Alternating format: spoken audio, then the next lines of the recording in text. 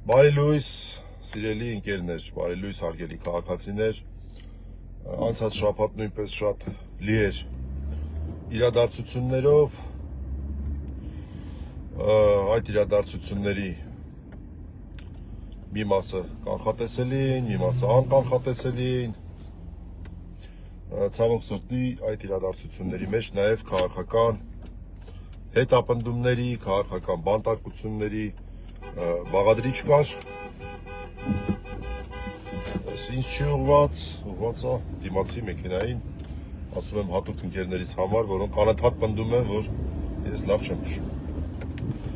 ես լավ չեմ քշում, բայց դիմացիս մեքենան եմ եկել,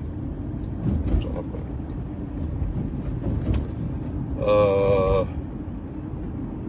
քաղաքական բանտարկյալների թիվը մեկով ավելացավ, մասնավորապես Արշակ arczepiskopos Խաչատրյանը Փիքշաբթի օրը երեկոյան ձերբակալվեց, այնուհետև բնականաբար Մասացյոտնի դատարանում կալանավորվեց, որտեղ այնտեղ այլ որոշում ուղղակի լինել չի կարող։ Արքի դատավոր Մասիս Մելքոնյանի ձեռամբ, որ արդեն երրորդ arczepiskoposին է կալանավորում։ Դրա համար էլ արքի դատավոր։ Իհարկե Արշակ Սրբազանի գործը այն ամենաակնհայտ գործերից է, եւ եթե դու օրթոդոքս նիկոլական չես կամ իրավապահ մարմինների օրթոդոքս նիկոլական աշխատակից չես, որ այդ հին այսպես արդարացումը ունի, որ մենք պագոնի տակ ենք, մեզ հրաման են տալիս, մենք կատարում ենք,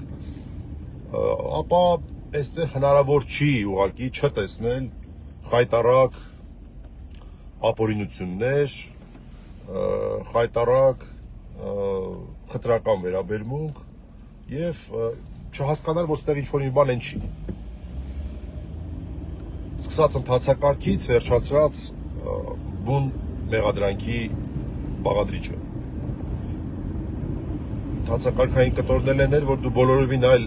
գործով որպես բուժող մարդուն կանչում ես իբր հարցակնդության, ձևական հարցակնդություն ես անում, մարդը դուրս է գալի եւ դուրսը սպասում են բոլորովին այլ մարդիկ, որոնք նրան ձերբակալում են։ Այսպես, այսինքն այստեղ քննչական մարմինը այն մի գործը քննող քննչական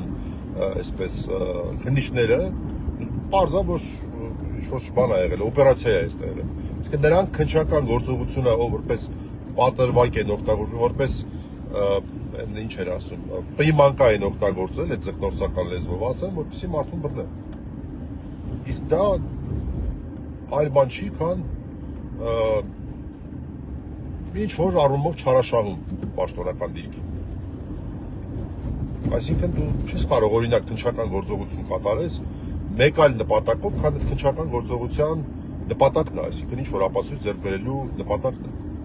Չես կարող օրինակ քննչական գործողություն կատարես այն նպատակով, որպեսզի մեկ այլ քրեական վարույթով ինչ-որ մեկին ձերբակալել։ Դա չի լինի, դա սխալ է, դա ապօրինի է։ Բայց դրա մասին չեմ ուզում խոսել։ Այսօր ուզում եի խոսել ավելի լայն համատեքստում, ինչ ավելի մասնագիտական բաղադրիչի մասին, որը որ ոչ այնքան մեր մասնագիտությունն, այսինքն իրավաբանություն գումարած այլ մասնագիտություններ, մասնավորապես այսպես ասենք, քարոզչության մասնագետներն են դրա մասին խոսում, ես քանի որ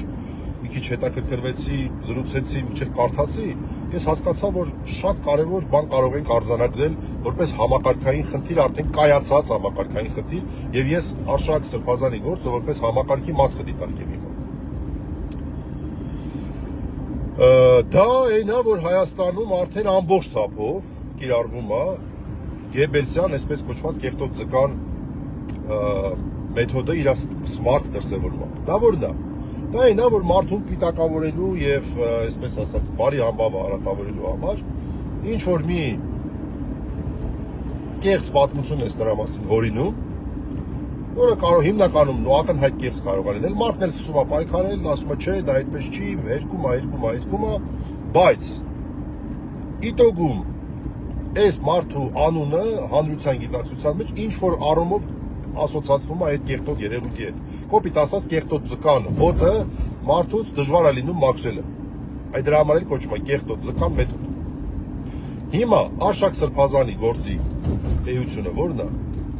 որ նա իբր թե ըստ քննչական մարմնի նկարագրության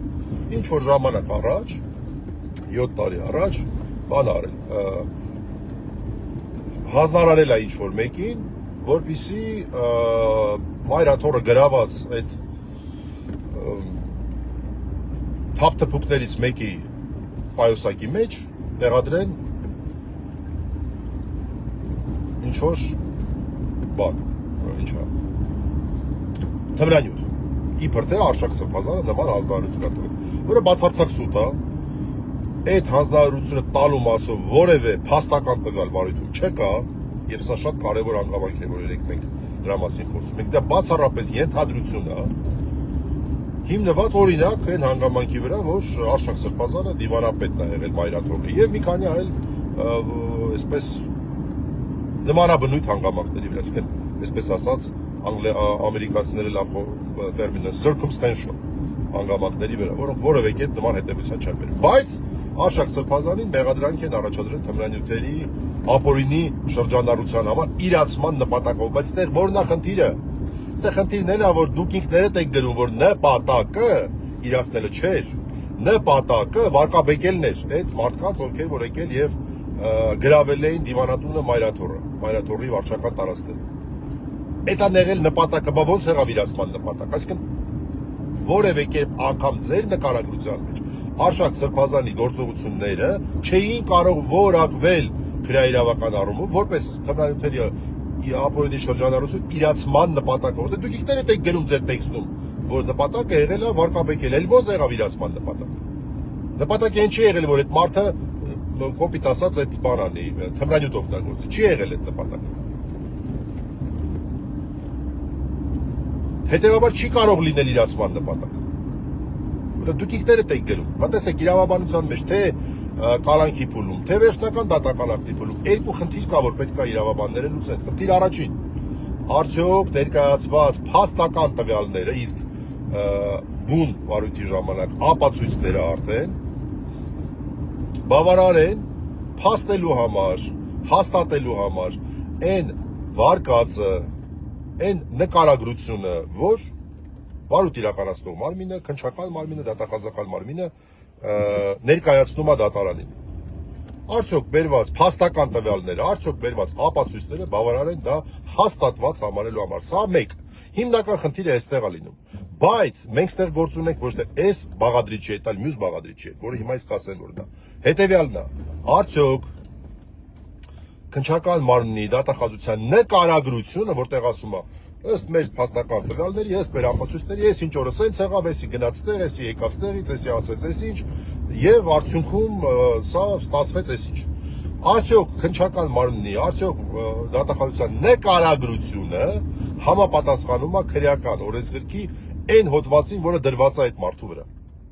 Այստեղ է խնդրեմը, որը սովորաբար խնդրեմ չի տալիս այստեղ։ Այ խնդրեմը բուն այստեղ է։ Այսինքն ձեր նկարագրությունը, հələ մի հարց, որ ձեր բերած փաստական տվյալները բավարար չեն ձերից նկարագրությունը հաստատելու համար, բայց դա հələ ջանդամ, դա հələ մի կողմ։ Ձեր նկարագրությունը այդ հոդվածը չի տալի եւ այդ հոդվածը դուք դրել եք հատուկ վարկաբեկման նպատակով։ Սա նոր մեթոդ չի Հայաստանում։ Ես հիմա կբերեմ օրինակներ, դուք կհասկանաք, որ դա արդեն սիստեմա։ Սա ադրբեջանա-թուրքական սիստեմա վարկաբեկելու հեղինակություն ունեցող մարդկանց, տարբեր հեղինակություն ունեցող մարդկանց, ոչ միայն եկեղեցականներին, այլ մարդկանց եւս։ Բագրատ Սրբազանի գործը որևէ այսպես որևէ իրավաբան, որը այս գործի մասին տեղեկանում է եւ այդ մեծ ծավալի նյութը նայում է, առաջին բանը, որ դրա մտքով ասում է, ընկերներ, որևէ տեղ նկարագրված չի ահաբեկչական գործողության բաղադրիչը։ Ահաբեկչական գործողության բաղադրիչը ընդհանրապես բացակայում է։ Այսինքն ահաբեկչության նախապատրաստությունը չէ, դա իջեցնեմ ինչա, ահաբեկչության նախապատրաստություն եւ իշխանությունը այսպես ինչ է բռնությամբ ծավթելու, թե ինչ է, ոնց է հոդվածի։ Մի խոսքով, ահաբեկչության նախապատրաստության մասին եմ ուզում ասել։ Ահաբեկչության նախապատրաստության մասին ընդհանրապես նկարագրության մեջ խոսք չի։ նկարագրության մեջ խոս չի գնում։ Եվ մարդը ասում է զարմանք է հարուցում, որ լավ, ստեղ ինչ է աբեկչության մասին է խոսքը, բայց նույն նպատակով է դրվել է հոդվածը Բագրատ Սրբազանի վրա։ Այդ կեղտոտ ձկան մեթոդի կիրառմամբ, վարկաբեկելու համար, որ տեսեք հայ առաքելական եկեղեցու նվիրապետը ահաբեկչական գործողություններ է նախապատրաստում, որը նկարագրված չի։ Բացարձակ նկարագրված չի։ Նույնը վերաբերում է Արշակ Սրբազանին։ Հայ առաքելական եկեղեցու նվիրապետը տեսեք ինչ էր անում, բաներ անում, թմրանյութերի ապօրինի շրջանառությամբ են իրացման նպատակով զբաղվում։ Նկարագրված չի։ Մեկ այլ օրինակ բերեմ։ Արմեն Աշոտյանի գործը նկարագրությունը նայում ես մի հանրային գրպանից փողը գնացել է մեկ այլ հանրային գրպանի։ Մենք մինչև հիմա պնդում ենք, ասում ենք, այ ընկերներ, սա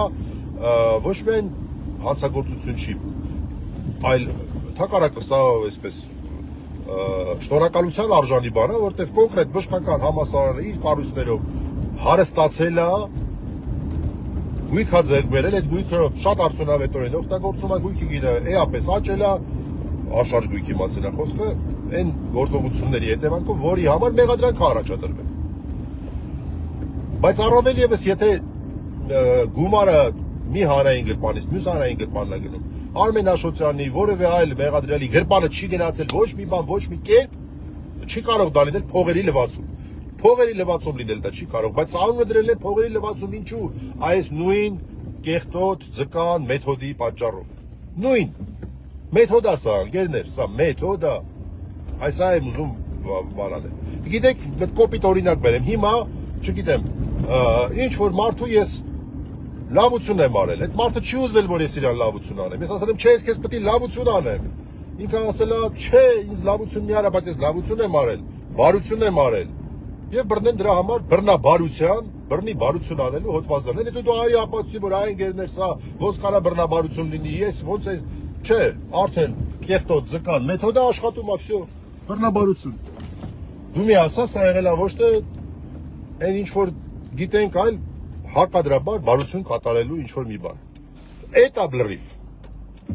Սա է կեղտոտ ձկան մեթոդը, սա է աշխատված մեթոդը, այսպիսի վարկաբեկման, որը ֆաշիստների ժամանակ էր կիրառվում, ադրբեջանա-թուրքական այսպես մեթոդա տրամաբանության շրջանակներում, որի խնդիրը որն է, վարկաբեկել մարդկանց, հայ առաքելական եկեղեցու ներկայացուցիչներին օրինակ եւ այլն։ Սրա նման ինչ որ մի բան նոր հիշեցի, բերեմ նաեւ տատիկների գործից։ Չնայած այստեղ խնդիրը մի քիչ օրենսդրական է։ Մեր օրենսդրությամբ ընտրակաշարք հասկացությունը ներառում է ոչ միայն փող տալը, այլև այսպես ասած ինչ որ մի բան անելու խոստում ընդունելը։ Բայց երբ որ այդ գործը, հիշում եք, Գյումրի ընտրություններից հետո բացվեց, նրանք չէին ասում, որ այստեղ խնդիրը խոստման մեջ է, այլ ընտրակաշարք, մարդիկ հասկանում են, որ փողի մասին է խոսքը, բայց նկարագրության մեջ փող չկա ընդհանրապես։ Ման են եկել, ամեն կերպ, որ չեն գտել, որտեղ չի եղել։ Եվ անունը դրել են ընտրակաշարք, բայց ոչ թե բոլորիս, այսինքն սովորական մարդկանց համար հասկանալ, ընտրակաշարք լսում են միանգամից փող, չէ, այլ իբր թե ինչ որ խոստման ընդունման մասում։ Բայց մարդկանց գիտակցության մեջ այս նույն կեղտոտ ձկան մեթոդով մտա, որ ԱՏՆ-ը ընդդիմությունը ընտրակաշարքեր բաժանում, բռնվել է, էսել մարդուն հեսա դատում են, այսինքն փող էր բաժանում։ Ընտրակաշարք սովորական գիտակցության մեջ որևէ կերպ չի ասոցացվում խոստում ընդունելու գաղափարի հետ։ Այլ ասոցացվում է փողի գաղափարի հետ։ Ասածս ինչ է, այս նույն մեթոդն է, որ կիրառվում է, գիտականորեն նաև ուսումնասիրման ենթակա է, թե քանի անգամ ոնց է Հայաստանում կիրառվել։ Ես բերեցի ամենա ցայտուն օրինակները, կարծում եմ օրինակները ավելի շատ են, հիշեցնենք։ Վերջի օրինակ Արշակ Սրբազանի եւ թմրանյութերի կապ տալը Գեբելսյան ուղիղ կեղտոտ ձկան մեթոդի կիրառում։ Նույնը վերաբերում է Բագրատ Սրբազանի վրա ահաբեկչության հոդված դնելուն։ Սա շատ նման է այն, ինչ որ տարիներ առաջ արվեց Արմեն Աշոտյանի հետ, երբ որ բացարձական հիմն ձևով որակվեց նրա գործողությունը փողերի լվացում, որ հետո եվրոպացիներ բաներ ասացին, չեն կարող, ասում են, ոստե փողերի լվացման մեջ է մարդը մեղադրվում, որ փողերի լվացման մասին խոսք լինել չէր կարող։ Տատիկների գործի օրինակը բերեցի եւ որպեսզի ավելի հասկանալի դառնա, մի քիչ տենց հիպոթետիկ օրինակ բերեցի, որ մարդը ինչ որ մեկին հարկադրաբար բարություն անի, անունը դնեն բռնաբարություն։ Դե արի ու ապացուցի, վсё, այդ կեղտոտ ձկան հոտը արդեն կպավ մարդուն։ Մի խոսքով, հարգելի քաղաքացիներ, լավ եղեք, բարություններ արեք, բայց բռնի բարություններ մի արեք, որ եղտոտ ձկան մեթոդը ձեր նկատմամբ չկիրառվի։ Հաջողություն։